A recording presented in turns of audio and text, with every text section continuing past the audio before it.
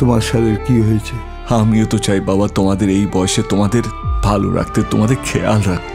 নমস্কার, আমি অমরেন্দ্র একটা নতুন ভিডিও নিয়ে চলে এসেছি আপনাদের গ্রিন ডায়েরি চ্যানেলে। এই মুহূর্তে প্রজাপতি 2 এর রিভিউ করে শোনাবো। প্রথমেই বলি, যারা এরকম মনোভাব পোষণ করেন যে দেব তোতলা, দেব অভিনয় জানেন না, তাদের জন্য একটাই কথা, পারলে এই সিনেমাখানি দেখে নেবেন। দেবের অভিনয় নিয়ে আর ভবিষ্যতে কোনো কথা বলার অবকাশ তিনি দেননি। এরপরেও একটি কথা পাশাপাশি বলে দিতে হবে, আমি কিন্তু কোনো নায়কের ভক্ত হিসাবে কথা বলিনি। আমি ভালোটাকে ভালো বলা বরাবরই পছন্দ করি। এই প্রজাপতি 2 নিয়ে কথা বলতে গেলে প্রথমেই বলতে হবে পরিচালক অভিজিৎ সেনের কথা। তিনি এই বড়দিনটাকে বড় আপন করে নিয়েছেন। এই বড়দিনেই তিনি আসেন আর মানুষের মন জয় করে ফেলেন। পূর্ণ প্রেক্ষাগৃহে যারা দর্শক হিসেবে দর্শক আসনে বসেছিলেন, কারো মুখ থেকেই শোনা যাবে না এ সিনেমাখানি পছন্দ হয়নি বা কোনো ত্রুটি আছে। তবে আমি একজন পর্যালোচক হিসাবে নিশ্চয়ই করে তার ভালোর দিক খারাপের দিক তুলে ধরব। সবার আগে খারাপের দিকটা বলে নিই। খারাপ বলতে সিনেমাটার মধ্যে এইটাই যে সব শোগুলো ফুলফিল হয়ে যাচ্ছে, মানে হাউসফুল হয়ে যাচ্ছে। সে একেবারে প্রথম শো থেকে রাতের শোটিও। আর এটা শুধু 25 তারিখ নয়, আগামী দিনেও এই ধরনেরই উন্মাদনা চোখে পড়ছে। এটাই খারাপ। কেননা একটি সিনেমা হল যেখানে দেবের সিনেমা উদযাপন করা হয় প্রথম দিনে, সেই সিনেমা হলটি তো গেট লাগিয়েও প্রজাপতি 2 এর কোনো শো দেয়নি। কেননা তারা হিন্দি সিনেমার কথা ভেবেছে। তাদের কি হবে হিন্দি সিনেমাগুলি যদি না চলে? হ্যাঁ, তবে দেব এত বছর ধরে যখনই এসছে সেই বিশেষ সিনেমা হলটি কিন্তু উপকৃত হয়েছে। উপকার মানুষ ভুলে যায়, বিশেষ করে বাঙালি। আর সেই বাঙালির উপকার ভুলে যাওয়ার গল্প নিয়েই কিন্তু এই প্রজাপতি 2 বলতেই পারেন।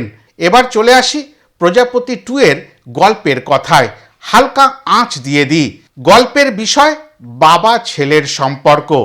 বাবা গৌর চক্রবর্তী আর ছেলে জয় চক্রবর্তী। টিজার বা ট্রেলারে প্রকাশ পেয়েছে বাবার নিজস্ব একটি বাড়ি রয়েছে কলকাতা শহরে এবং পাশাপাশি তার একটি ভাতের হোটেল রয়েছে। সেই দুটি নিয়েই তার জীবন বেশ চলে যাচ্ছিল। কিন্তু ছেলের উচ্চাশা যে তিনি লন্ডনের মতন শহরে নিজের একটি হোটেল বা রেস্টুরেন্ট খুলবেন, সেই উচ্ছ্বাসাকে প্রশ্রয় দেবার জন্য গৌর চক্রবর্তী, মানে আমাদের সবার প্রিয় মিঠুন চক্রবর্তী, সব কিছু করেছেন। ছেলের বিয়েও হয়েছিল, তার একটি কন্যা সন্তানও আছে যার নাম মিম, আর যেই চরিত্রে অভিনয় করেছে অনুমেঘা। এই সব কিছু নিয়ে দিব্য চলছিল, কিন্তু কোথাও ছন্দপতন হলো। সেই ছন্দপতনের কারণে আদৌ কি ছেলে জয় চক্রবর্তী, মানে আমাদের প্রিয় দেব, বিদেশে তার নিজের স্বপ্নের হোটেলটি খুলতে পারবেন? এইটা জানতে গেলে আপনাদের সিনেমাখানি দেখতে হবে। তবে সিনেমাখানি দেখার আগে কয়েকটি বিষয় আপনাদের জেনে রাখা ভালো। প্রথমেই এই সিনেমাটি নিয়ে কথা বলতে গেলে অভিনেতাদের আগে যে দুজন মানুষকে একেবারে বাহবা দিতে হবে, সাধুবাদ দিতে হবে, তারা দুজন হলেন জিৎ গাঙ্গুলি এবং রথিজিৎ ভট্টাচার্য। বহুদিন পরে জিৎ গাঙ্গুলি বাংলা সিনেমার জগতে স্বমহিমায় ফিরেছেন। আর আবারও তিনি প্রমাণ করেছেন জিৎ গাঙ্গুলি ছাড়া বর্তমান সময়কার যে বাংলা সিনেমার গানগুলি সেভাবে মানুষের মন জয় করতে পারে না। বাঙালির মন জয় করতে গেলে সহজ সরল রাস্তা জিৎ গাঙ্গুলি জানেন। আর ব্যাকগ্রাউন্ড স্কোরিংয়ের কথা যদি বলেন, 2 ঘন্টা 31 মিনিট জুড়ে রথিজিৎ ভট্টাচার্য দাপাদাপি করে বেড়ালো। আর এটা আমরা জানি এটি একটি ফ্যামিলি ড্রামা, তবে এই ফ্যামিলি ড্রামার মধ্যে অনেক কিছু ছোঁয়া রয়েছে। রয়েছে রাজনৈতিক ছোঁয়া, রয়েছে মানচিত্রের ছোঁয়া, রয়েছে ভাষার ছোঁয়া, রয়েছে জাতপাতের ছোঁয়া, রয়েছে ধর্মের গুতুনি। এই প্রত্যেকটা জায়গা ছুঁয়ে গেছে প্রজাপতি 2। এবার চলে আসি অভিনয়ের প্রশ্নে। সম্প্রতি একজন রাজনৈতিক ব্যক্তিত্ব, যিনি শোনা যাচ্ছে কোনো একটি সিনেমায় অভিনয় করতে চলেছেন বা অভিনয় করছেন, সেই শুটিং চলছে, তিনি এর আগেও বলেছেন মিঠুন চক্রবর্তীকে নিয়ে, যেহেতু ভিন্ন অলিন্দে রাজনীতি করেন সেহেতু তার অনেক রাগ। সেই রাগবশত বলেছেন এই বয়সে মিঠুন চক্রবর্তীকে তো আর কেউ অভিনয়তে নেয় না, কেননা সে অভিনয় সেভাবে পারে না।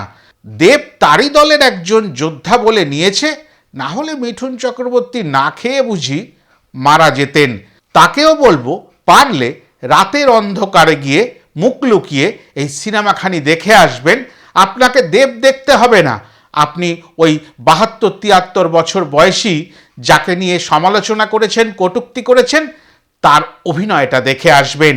শুরুর ফ্রেম থেকে শেষের ফ্রেম অবধি আপনি এখন তো অভিনেতা হয়েছেন, সেই জন্য আপনার দেখা উচিত অভিনয়টা শিখে নেবেন। একেবারে অ আ ক খ ব্যাকরণটা আপনাকে কান মুলে শিখিয়ে দেবে। আজকে যে কথাগুলো বলবো তার কারণই হচ্ছে ঝাঁজ। এই সিনেমা দেখার পরে নিজের আবেগ ধরে রাখা সম্ভব নয়, আর সেই কারণে এর পরবর্তী সিনেমাটির টিকিট কেটে দেখব বলে সব কিছু নির্ধারিত থাকা সত্ত্বেও টিকিটটিকে অন্যের হাতে তুলে দিয়ে এই সিনেমাটির পর্যালোচনা করতে বসেছি, কেননা ভেতরের আবেগটা, আগুনটা যেন দপ করে নিভে না যায়। এরপরে দেবের কথায় আসব। শুরুতেই তার কথা বলেছি, আবারও বলবো, দেবকে নতুন করে যদি আবিষ্কার করতে চান অভিনেতা হিসাবে, শুধুমাত্র অভিনেতা দেবকে দেখবার জন্য আমি বা আমার মতন অনেকেই আছে বারবার প্রজাপতি 2 দেখবেন, একেবারে শুরু থেকে শেষ অবধি অনবদ্য। যেমন মিঠুন চক্রবর্তী তেমন দেব। এরপরে চলে আসব আর একজনের কথায়, তিনি অপরাজিতা আঢ্য। পাশাপাশি তার স্বামী হিসাবে এখানে অভিনয় করেছেন খরাজ মুখার্জি। এই দুজনে যে ধরনের পার্শ্ব চরিত্রে অভিনয়ের দক্ষতা দেখালেন, কান মুলে শিখিয়ে দেবেন একেই বলে অভিনয়। এদেশে বিদেশে যে লোকেশনগুলো ব্যবহার করা হয়েছে, পুরাতনী ভাতের হোটেল থেকে শুরু করে একেবারে ঝাঁ চকচকে রাস্তার ফুডকার্ট, প্রত্যেকটি জায়গা অসাধারণ। সেই পরিবেশটাকে উপভোগ করার মতো, বিশ্বাস করাচ্ছে যে সত্যি এই জায়গাগুলোতে যে যাচ্ছে সেই জায়গায় যেন আমরাও পৌঁছে যাচ্ছি, একেবারে স্বচক্ষে দেখছি। এত সুন্দর বুনন যে দ্বিতীয় অর্ধে গিয়ে এমন টান টান উত্তেজনা, টান টান গল্পের বুনন নিয়ে এলেন অভিজিৎ সেন পরিচালক। তিনি বুঝিয়ে দিলেন গল্প বলতে গেলে এভাবেই বলতে হয়, আর যদি অভিনেতাদের থেকে অভিনয়ের দক্ষতা বের করে নিতে হয় তবে এভাবেই সেটা সার্থকতা পায়। এবার আরেকটি চরিত্র, অনির্বাণ চক্রবর্তী, সাকিবুল হাসান ঝন্টু। হ্যাঁ, তবে তাকে বলতে হবে এই চরিত্রের সাপেক্ষে জন্তু। অনেকেই বিদেশিরা ঝন্টু উচ্চারণ করতে পারেন না, তাই তারা জন্তু বলেন। আমাদের পাশেই একটি রাষ্ট্র আছে যাদের ভাষা এক, আমরা কাঁটাতারের উভয় পারে থেকে একই ভাষা বলি, মানচিত্রে পাশাপাশি থাকি, কিন্তু আমাদের মধ্যে ভাবনার, ধর্মচেতনার বিস্তর ফারাক। সেই ফারাক আর হিংসাটুকুও এই গল্পটার মধ্যে প্রশ্রয় পেয়েছে। আর ওই ছোট্ট দেবের কন্যা মিমিমের কথা বলেছিলাম, অনুমেঘা, যে এই চরিত্রে অভিনয় করেছেন। সত্যি কথা, এই সিনেমাটায় যদি প্রত্যেককে ভুলেও যান, অনুমেঘাকে ভোলা কোনোভাবেই সম্ভব হবে না আপনাদের। তার জন্মের পর থেকেই বিদেশে বেড়ে ওঠা, আর সেই আধো আধো বাংলা কথা বলা, প্রত্যেকটি মুহূর্ত যেন আপনাদের মনকে ছুঁয়ে যাবে। কম বেশি মোট 6খানি গান পাবেন। বহুদিন পরে এমন একটি সিনেমা দেখলাম যার 6টি গানই মানুষ মনে মনে গুনগুন করতে বাধ্য হবে। সে বিদেশে হোক আর স্বদেশে, যখন যে গানটি প্রয়োজন পড়েছে একদম ঠিক সঠিক সময় সেই গানটির ব্যবহার আমরা স্বচক্ষে দেখে এলাম। তবে এত বড় মাত্রার সিনেমার মধ্যেও সেই যে পুরাতন পদ্ধতি, সেটাও একটু ছুঁয়ে যাওয়া হয়েছে। দুটি বড় সংস্থাকে বড় বেশি সুযোগ দেওয়া হয়েছে, একটি তেলের কোম্পানি আর একটি সোনার দোকান। যাই হোক, এগুলো বর্তমান সিনেমার অঙ্গ, সেইভাবেই মেনে নিলাম। প্রজাপতি যখন দেখেছিলাম, মানে প্রজাপতি 1 যদি বলি, সেখানেও দেখেছিলাম মিঠুন চক্রবর্তী গঙ্গা স্নান করছেন তার সন্তানের বিবাহ যাতে হয়, আর এক্ষেত্রেও মিঠুন চক্রবর্তী গঙ্গা স্নান করবেন, তবে সেটি ছিল সুদূর বেনারসে, আর এটি একেবারে ঘরের দুয়ারে হুগলিতে। এই দুটি গঙ্গা স্নানেই ওই একটি চাহিদা, ছেলে যেন বিবাহিত জীবন অতিবাহিত করতে পারে সুষ্ঠুভাবে। তবে এই প্রজাপতি 2-এ গঙ্গা স্নান করা থেকে শুরু করে শেষ অবধি মিঠুন চক্রবর্তীকে যেভাবে পেলাম, একটা কথাই বলবো, এইভাবে মিঠুন চক্রবর্তীকে আমি বা আমার মতন যারা বয়সী, যারা মিঠুন চক্রবর্তীকে একসময় অন্য রূপে আমরা দেখেছি, বড় হয়েছি, তারা কোনোভাবেই আর মেনে নিতে পারছি না। মিঠুন চক্রবর্তীকে এইভাবে আর দেখতে চাই না। সেই কারণে অতি শীঘ্রই আমি দেবকে রিকোয়েস্ট করব, কেননা আমি কেউ করার নই, তবুও করব, যদি তার কানে যায়, বিবাহটা করে ফেলুন, আর প্রজাপতির কোনো ভাগের আমাদের প্রয়োজন নেই, এখানেই ইতি টানুন। তবে শেষে একটি ইঙ্গিত দিয়েছে, প্রজাপতি 3 যদিও না আসে, টনিক 2 কিন্তু আসছেই। এটা আমার ব্যক্তিগত ধারণা। যারা যারা সিনেমাখানি দেখেছেন তারাও বলবেন ঠিকই বলছেন আপনি। খুব সামান্য সময়ের জন্য ইথিকা পলকে পাবো। দেব ঠাট্টা করে বলেছিলেন, তুমিও কি লেডি সুপারস্টার হয়ে গেলে নাকি, দেরি করে ঢুকছো প্রমোশনাল অ্যাক্টিভিটিতে। সেই কথাটা তিনি যে বলেছিলেন, সেই আঁচটুকুও হয়তো ভবিষ্যতের জন্য তোলা রইল। এই ছোট্ট অভিনয়ের মধ্যে তিনিও দেখিয়ে দিলেন অভিনয়ের দীপ্তি আর আগুনটা কিভাবে জ্বালিয়েই রাখা যায় নতুন নতুন কিছু সৃষ্টি করার। নতুন মুখ হিসাবে আমি দেখলাম জ্যোতির্ময় কুণ্ডুকে। আমি এর আগে তার কোনো সিনেমা দেখেছি বলে মনে করতে পারছি না। অসাধারণ অভিনয় করলেন। ছোট্ট ছোট্ট অংশ যতটুকু দেখলাম, তার অভিব্যক্তি না ভোলার মতো। বেশ কিছু জায়গায় তার অভিনয়ের পরিপক্কতা চোখে পড়ার মতো। যখন তিনি তার থেকে অনেক সিনিয়র আর্টিস্টদের সঙ্গে অভিনয় করছেন, ফ্রেম শেয়ার করছেন, তখন তার দক্ষতা যেন আরও বেশি করে চোখে পড়ছিল। ভালো লাগার বিষয় কয়েকটি বলি। ফিরিঙ্গি যখন ঢাক বাদ্যকর হবে, তখন বাঙালি হিসাবে গর্বে বুকটা ফুলে উঠবে। বিদেশের মাটিতে গো অ্যাজ ইউ লাইকে র্যাম্পে যখন কোনো বাঙালি সন্তান হাঁটবে, তাও মা দুর্গার রূপ নিয়ে, তখনও গর্বে বুকটা ভরবেই। যোজনা বুম্বাদা থেকে যোজনা 7 পাক, এই প্রত্যেকটি যোজনার ব্যাখ্যা এমনভাবে তুলে ধরেছেন খরাজদা, তাকে দেখলেই আপনাদের মনে হবে একটু হেসেনি পরে সিরিয়াস হব। এই ক্ষেত্রে খরাজদাকে দেখে একজন রিভিউয়ার বন্ধুর কথা মনে পড়ে গেল, রূপম দত্ত।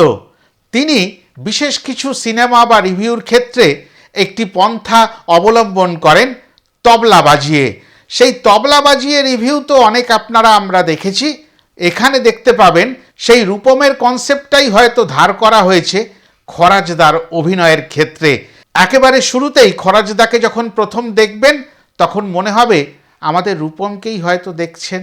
এই সিনেমা যেহেতু একাধারে পারিবারিক সিনেমা, অনাধারে কিন্তু রন্ধন প্রণালীর ওপরেও নির্ভরশীল। যেরকম কদিন আগে রান্নাবাটি সিনেমাখানি দেখলাম, সেরকমই কিছু কিছু অংশ আপনারা এই সিনেমাটির মধ্যেও পাবেন। ভালো ভালো রান্না করতে গেলে, বিশেষ করে বাঙালির হারিয়ে যাওয়া রান্না, সেই নামগুলো যখন শুনবেন জিভে জল আসবে। পাশাপাশি সেই রান্নাগুলোতে কি কি ইনগ্রেডিয়েন্টস লাগে সেগুলোও শিখে নিতে পারবেন। তবে এই সিনেমার রান্নার কথা যখন উঠল, তখন এই সিনেমা কিচেন থেকে কাশ্মীর অবধি ব্যাপ্তি পেয়ে যাবে। আরেকটি বিষয়, কলকাতাকে লন্ডন বানাবার স্বপ্ন দেখেছিলেন একজন, কিন্তু সেটা কতদূর সার্থকতা পেল সেটা জানি না। কিন্তু লন্ডনে ছোট্ট কলকাতা দেখিয়ে এলেন মিঠুন এবং দেব। সেটা কিভাবে দেখালেন সেটা জানবার জন্য এই সিনেমাখানি আপনাদের দেখতে যেতে হবে। আমাদের অতি পরিচিত একটি খাদ্য, যেটি তারা চেখে চেখে খাচ্ছেন, লাইন দিয়ে খাচ্ছেন, এটাও দেখে গর্ববোধ তো হতেই পারে। কেননা এটা অলীক স্বপ্ন নয় বা অবাস্তব কিছু নয়। যে খাদ্যটির কথা উল্লেখ করা হয়েছে, সেই খাদ্যটি কিন্তু বিগত কয়েক বছর আগে সারা বিশ্বে যে মাস্টার শেফ বলে কোনো একটি রিয়ালিটি শো হয়, সেই রিয়ালিটি শোতে ওই খাদ্যটি প্রথম স্থান অধিকার করেছিল। আর সেই প্রথম স্থান অধিকার যিনি করেছিলেন, তিনি একজন বাঙালি নারী।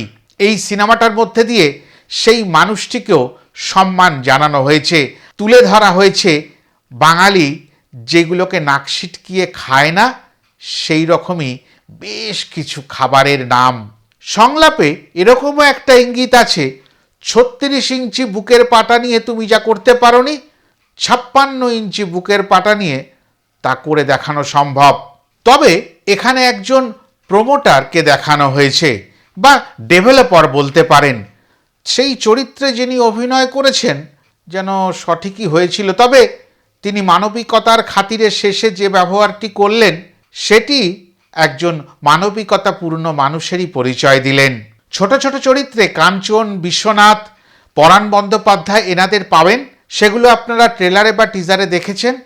তাদের দেখেও বড় আনন্দ পাবেন। প্রত্যেকটি চরিত্র গল্পটার সাথে একেবারে যেন জড়িয়ে থাকবে।